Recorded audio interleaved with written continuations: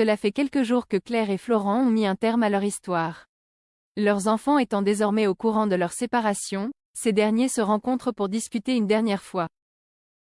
Après s'être mis tous les deux d'accord pour dire que cette rupture n'était la faute de personne, Florent propose à Claire de garder la maison.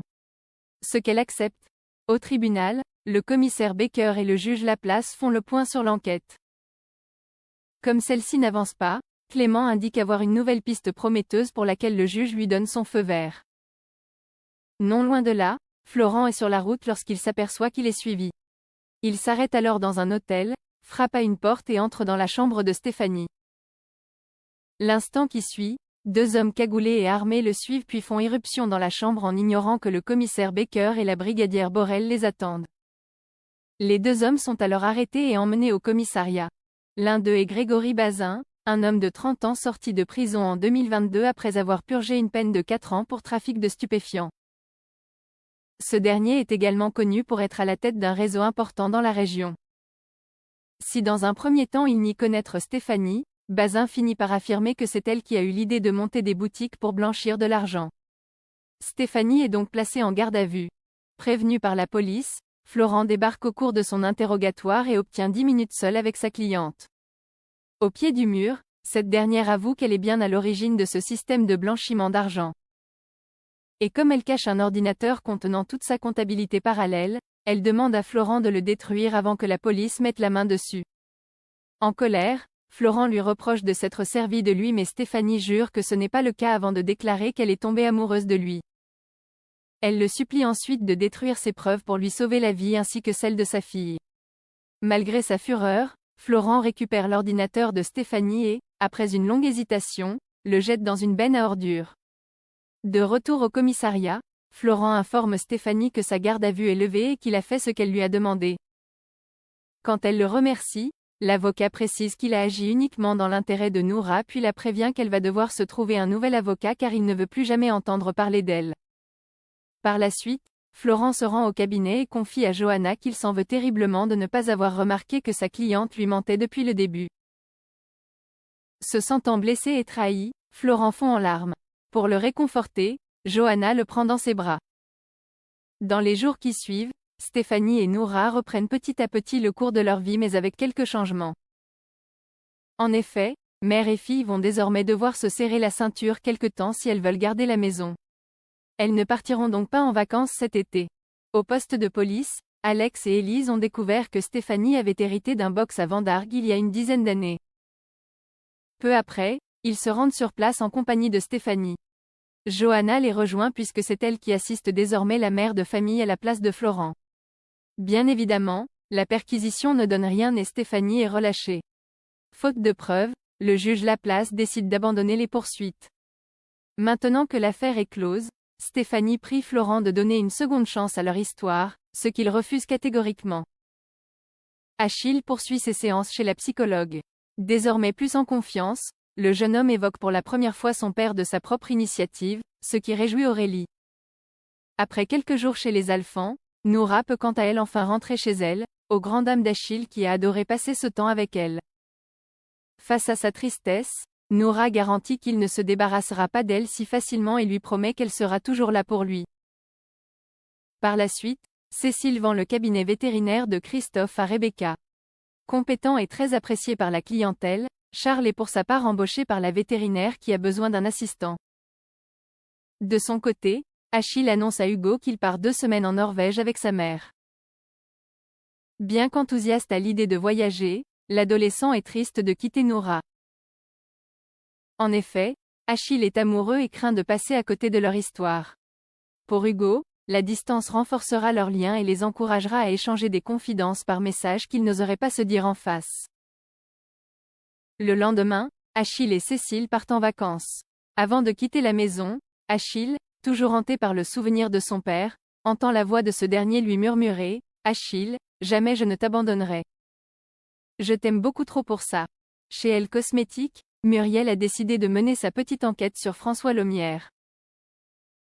Il faut dire que la jeune femme ne lui fait pas confiance depuis que Boris lui a dit que son père n'était pas un homme facile. Elisabeth le confirme et décrit François comme un personnage odieux et profondément malhonnête. Elle ajoute que grâce à l'intervention de Boris, François est désormais minoritaire et qu'il n'a plus aucun pouvoir de nuisance.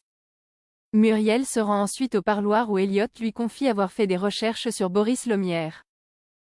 En effet, il trouvait bizarre que sa compagne ne lui ait jamais parlé de son nouveau collègue. Comme il est jeune et qu'il a de l'argent, Elliot est forcément devenu jaloux. Comme Muriel le prend mal, Elliot lui demande pardon puis lui dit combien elle lui manque. En parallèle, François Lomière est parti soudainement en voyage en Uruguay. C'est donc Catherine qui assiste à la réunion des actionnaires chez elle. Cosmétique et l'ambiance est plutôt tendue. À la fin du rendez-vous, Muriel questionne Elisabeth sur sa relation avec Catherine, laquelle lui raconte à demi-mot le lourd passif qu'elles ont toutes les deux. Non loin de là, Laurine fait part de ses inquiétudes à Boris concernant leur père qui est particulièrement fatigué et essoufflé en ce moment. Malheureusement, Boris minimise la situation et va même jusqu'à se moquer. Au parloir, Elliot fait part de ses inquiétudes à Charles. Se posant des questions sur la relation entre Muriel et Boris, il en vient à se demander s'il ne se passerait pas quelque chose entre eux. C'est pourquoi il charge Charles d'enquêter sur le fils Lomière. Plus tard, Charles déjeune donc avec Boris et le questionne sur sa relation avec Muriel. Bien qu'il l'apprécie beaucoup, le fils Lomière répond que leur lien est strictement professionnel. Dans le même temps, Elisabeth reçoit un mystérieux courrier à elle cosmétique contenant une photo de son fils. Après lui avoir fait promettre de garder le secret, elle raconte à Muriel que Julien s'est réfugié en Uruguay. Lorsque Muriel cherche à savoir qui a pu envoyer cette photo, Elisabeth indique qu'elle l'ignore. Refusant de rester les bras croisés, elle engage alors un détective privé pour vérifier si la photo de Julien est authentique. Elle demande également à mettre en place une protection autour de son fils le plus discrètement possible. Quand le détective prévient que cela demande beaucoup de moyens, Elisabeth rétorque que l'argent n'est pas un problème.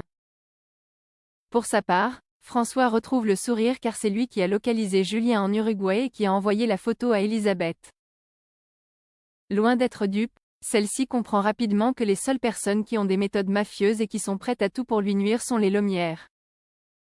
Mise dans la confidence par Elisabeth, Muriel se rapproche donc de Boris puis l'interroge sur le passé de son père. Le jeune homme précise alors que François n'est pas né avec une cuillère en argent dans la bouche. Mauvais élève, il a enchaîné les petits boulots aux États-Unis avant d'entrer à Harvard. Cependant, Boris doute de cette version et estime plutôt que son père aime raconter de belles histoires. Plus tard, Elisabeth reçoit un appel de François qui lui demande comment elle a trouvé la photo de Julien. Après l'avoir traité d'ordure, elle lui ordonne de laisser son fils en dehors de cette histoire. François est prêt à garder son petit secret mais à condition qu'il obtienne la direction générale du groupe. Il lui accorde donc quelques jours pour réfléchir et prendre une décision. Inquiète, Elisabeth utilise son téléphone spécial pour appeler Julien et l'informer qu'elle a une mauvaise nouvelle à lui annoncer. Nathalie a tout perdu. Elle n'a plus de travail, Tom a quitté l'appartement et Emma refuse de lui parler. Convaincue qu'il s'agit d'un simple accident de parcours, Karine lui assure qu'elle va s'en sortir. Elle ajoute également qu'elle peut compter sur le soutien de Berthier dans cette épreuve. Nathalie sous-entend alors que c'est à cause de lui qu'elle a rechuté. Selon elle, ils se sont mutuellement entraînés vers le bas, ce qui l'a poussé à le quitter. Plus tard, Tom rentre à la maison et surprend sa mère en train de préparer sa valise. Mal à l'aise, Nathalie lui annonce qu'elle part en cure de désintoxication et précise que cette fois-ci, cela va marcher. En effet, elle a pris conscience de l'impact de sa situation sur ses enfants et elle veut leur prouver qu'elle est capable de s'en sortir. En entendant ces mots, Tom reste sceptique. De son côté, Berthier est au fond du trou depuis sa rupture avec Nathalie. D'ailleurs, il est persuadé de ne plus jamais retrouver l'amour. Boris tente donc de le rassurer et lui accorde une semaine de congé pour prendre du recul. Le lendemain, Tom confie à Maëva que sa mère est partie en cure de désintoxication mais qu'il ne se fait pas d'illusions sur sa guérison. Toutefois, Maëva l'encourage à la soutenir et à être présent pour elle.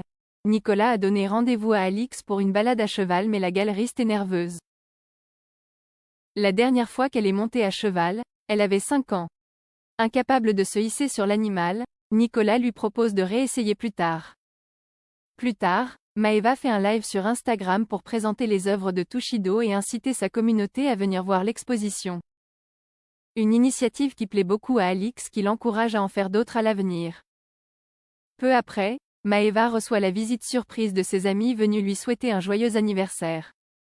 Les adolescents investissent ensuite la galerie pour faire la fête.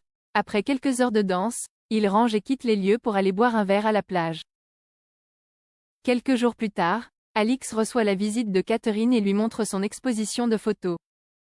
Elle en profite aussi pour lui dire qu'elle a souscrit à une assurance coûteuse pour augmenter la popularité de l'artiste qu'elle expose. Séduite par un cliché, Catherine propose de l'acheter au prix fort. Par la suite, Alix rejoint Nicolas pour l'inviter à dîner afin de célébrer sa nouvelle vente. Malheureusement, Nicolas décline car il doit faire l'inventaire de ses estampes. Non loin de là, Maeva ferme la galerie et active l'alarme avant de partir. Peu après, un individu cagoulé désactive le système de sécurité avant de pénétrer dans l'établissement pour voler les œuvres d'art. Le lendemain matin, Alix découvre avec stupeur que la galerie a été cambriolée et que toutes les œuvres de Tushido ont disparu. Le lieutenant Cross est alors immédiatement dépêché sur place. Même si l'alarme avait été activée, elle ne cesse pas déclencher.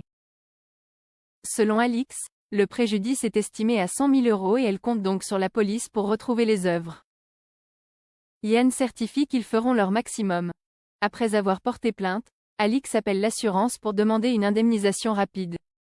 Cependant, la procédure peut prendre du temps car l'assurance doit attendre le rapport de police pour déterminer s'il y a eu négligence ou non. Alix contacte ensuite Claudine pour lui raconter ce qu'il s'est passé. Connaissant les antécédents de son amie, l'avocate se demande tout de suite s'il s'agit d'un véritable cambriolage ou d'une arnaque à l'assurance.